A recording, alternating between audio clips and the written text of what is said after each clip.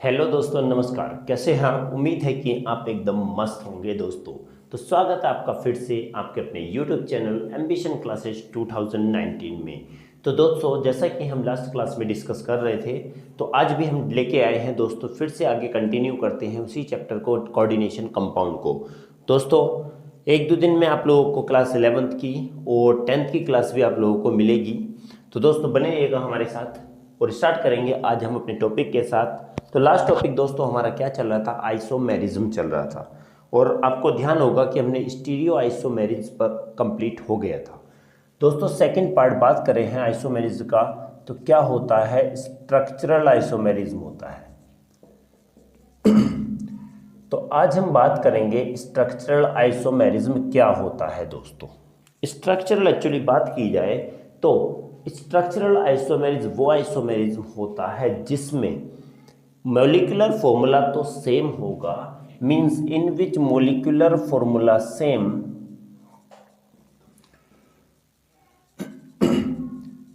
but the arrangement of atoms or ligands around the central atoms are different. Central atoms are different. देखिए दोस्तों, हमने कहा और भी can say the atoms which are bonded to the central atom are different, उनका arrangement different होगा। कहें तो जैसे सी आर ले लिया हमने, सी आर पोजीशन तो वही है, बट इसमें हमने कहा देखिए इधर इस टाइप से लगा देते हैं। यहाँ पर सी एल हो गया, यहाँ पर बी हो गया, यहाँ पर एफ हो गया, यहाँ पर ले लिया हमने, क्या हो गया? सी एल बी आर हो गया, यहाँ पर ए बी कर लेते हैं, ए बी हो गया।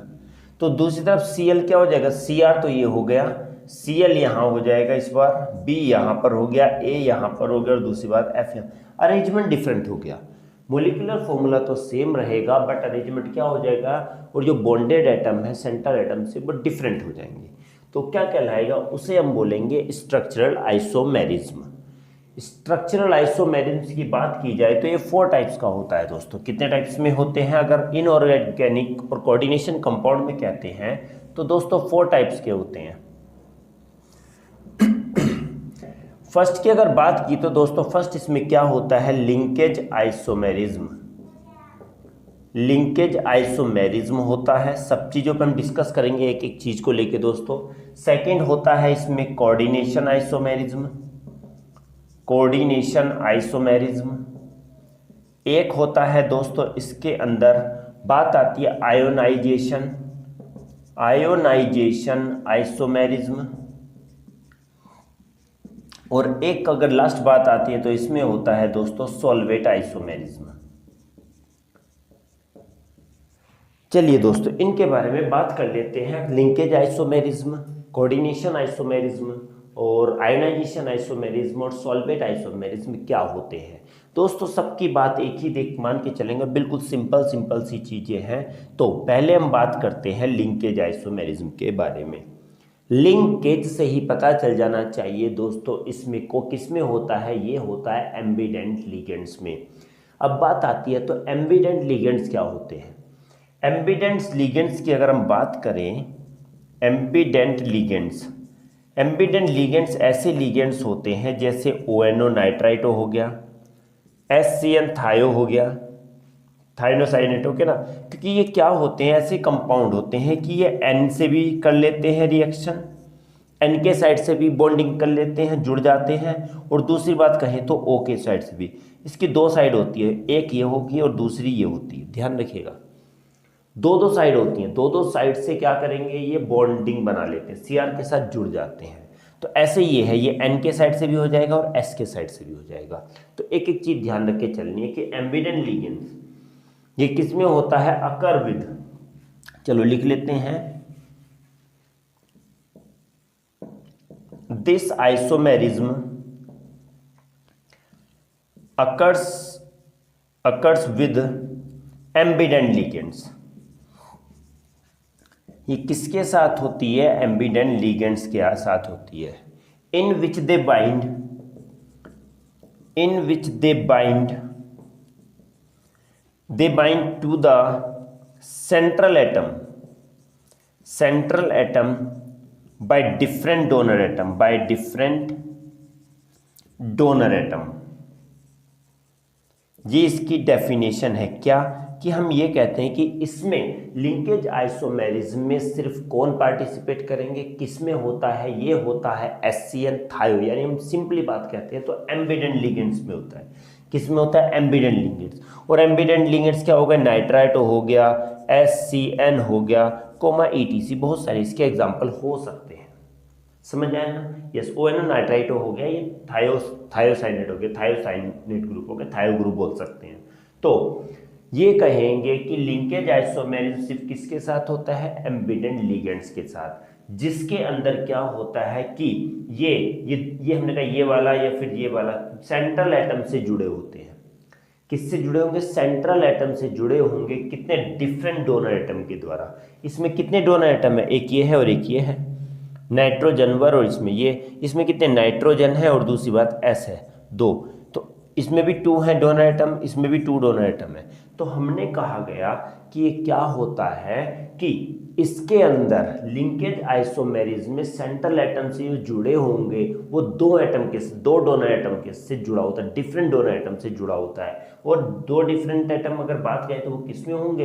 एम्बिडेंट लिगेंड्स में होंगे। आई होप कि आप लोगों को समझ में आ गया होगा। सिंपली अगर एक और एग्जांपल लेते हैं, देखिए दोस्तों, एम लेंगे, MONO, ये तो फर्स्ट वाला हो गया। सेकंड अगर बात कहें तो M के से, M कोई हमारा मेटल है, तो इसमें क्या हो गया?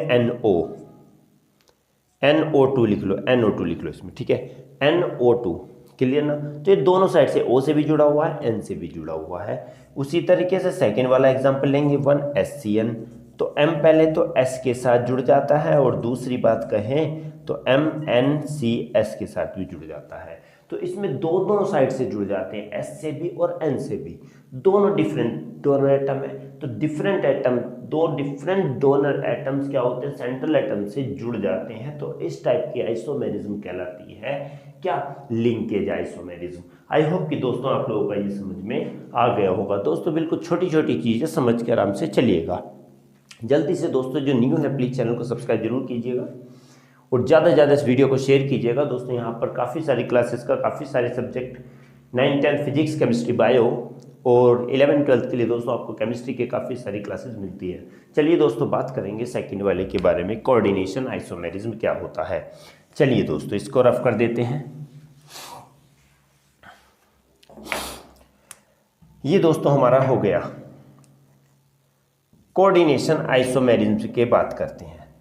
कोऑर्डिनेशन आइसोमेरिज्म क्या होगा समझ के चलना है कि इसके अंदर हमने सेम वही है, मोलिकुलर फॉर्मूला तो सबका सेम रहेगा। देख इसके भी मोलिकुलर फॉर्मूला सेम था, बट डोनर एटम जो हो रहे थे, but donor atom linkage to the central atoms are different, वही लिख लेते हैं इसमें। ये क्या था? इसमें डिफरेंट था, molecular formula same but donor atom का लिंकेज सेंट्रल एटम से डिफरेंट था। वही अगर हम इसमें बात कहें तो मोलिकुलर फॉर्मूला तो क्या रहेगा? इसमें सेम रहेगा, बट डिफरेंट क्या होगा? एक बात ध्यान रखिएगा, कोऑर्डिनेशन आइसोमेरिज्म वो आइसोमेरिज्म होती है जिसमें लिगेंड्स का क्या होता है? एक्सचेंज होता है। लिगेंड्स का क्या होगा? एक्सचेंज होगा। किस किस के बीच में? In exchange between the cationic and anionic part in the coordination complex. तो इसमें क्या होगा? Molecular formula same but the exchange of ligands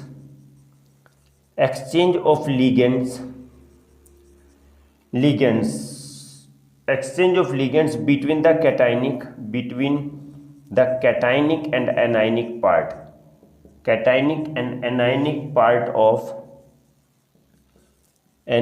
part of the coordination complex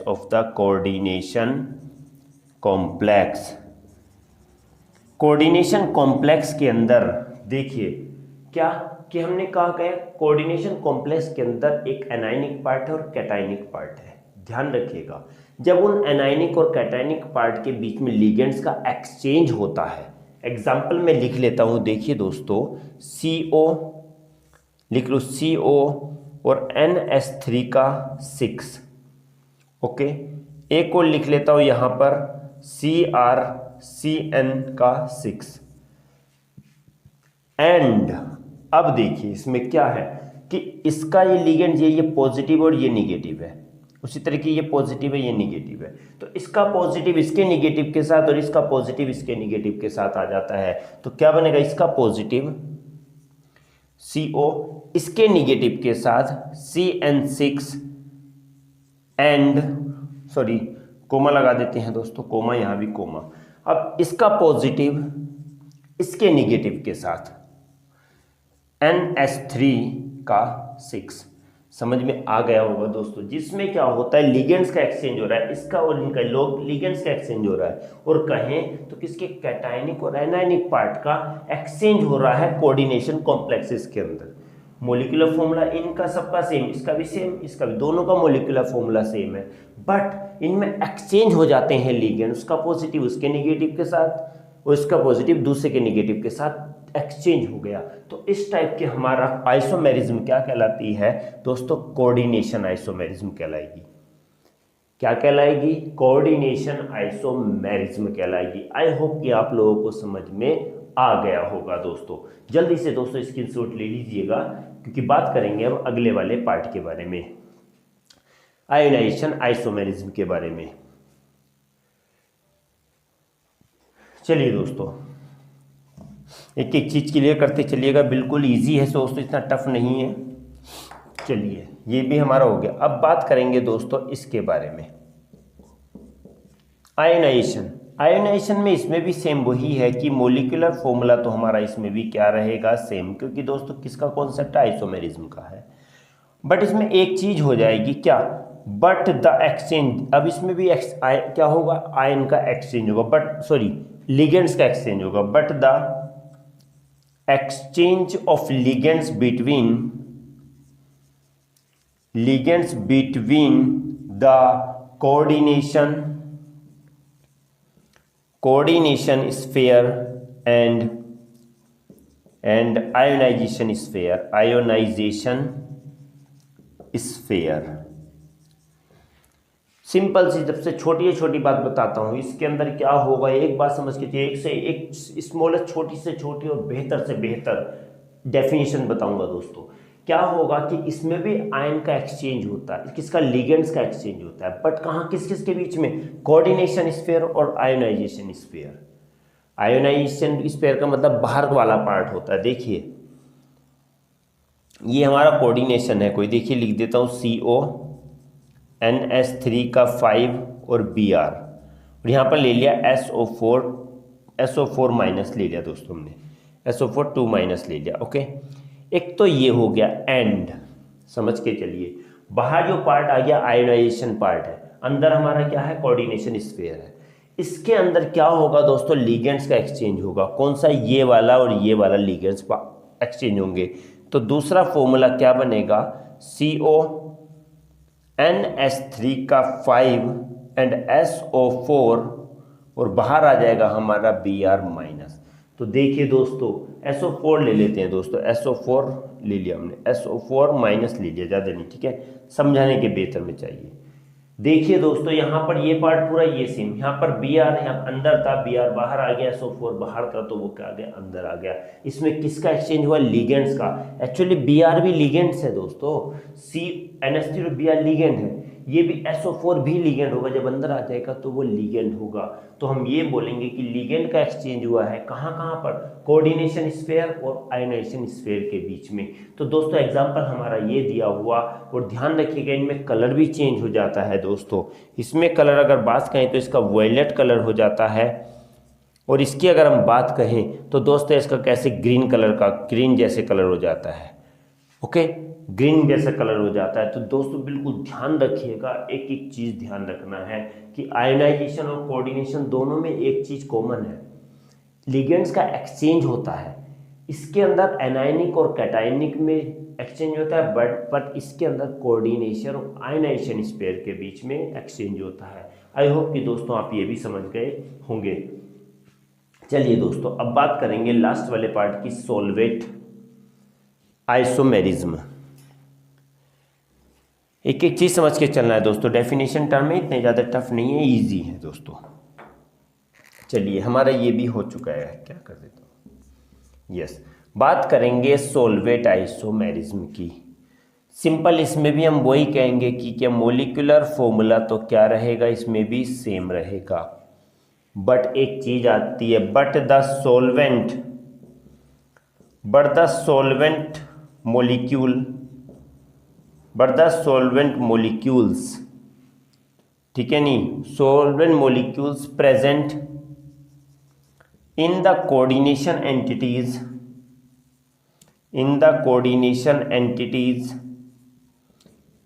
and the counter ion and the counter positions are different। समझ नहीं आया होगा, समझ लीजिए। इसमें क्या होता है कि सॉल्वेंट तो सॉल्वेंट से ही रिलेटेड है। सॉल्वेंट मीन्स वाटर, ध्यान रखिएगा दोस्तों। हम बात कहते हैं कि मोलिकुलर फॉर्मूला तो सेम रहेगा, बट जो सॉल्वेंट मोलिक्यूल्स होंगे किसके अंदर, कोऑर्डिनेशन एंटिटी इसके अंदर, और बाहर काउंटर पोजीशन पर वो डिफरेंट होने लगेंगे। एग्जांपल अगर हम बात करें तो यहाँ पर लिख देता हूँ डिफरेंट। सबसे पहले दोस्तों अगर हम बात करें तो क्या होता है, COH2O6H2O, क्या लिखें दोस्तों, यहाँ पर 6 लिख देते हैं। चलिए बाहर हो गया Cl3। एक तो हो गया ये, देखते चलेंगे सब एक एक चीज बताऊंगा। यहां पर अगर दूसरा लिखें तो Cl आ गया, और ये हो गया Cl, C और L, अंदर हो गया H2O5, और दूसरी अगर बात करें तो Cl2H2O। देखिए दोस्तों समझ में आ जाना चाहिए। एक और लिख देता हूं दोस्तों, Cl2H2O4, Cl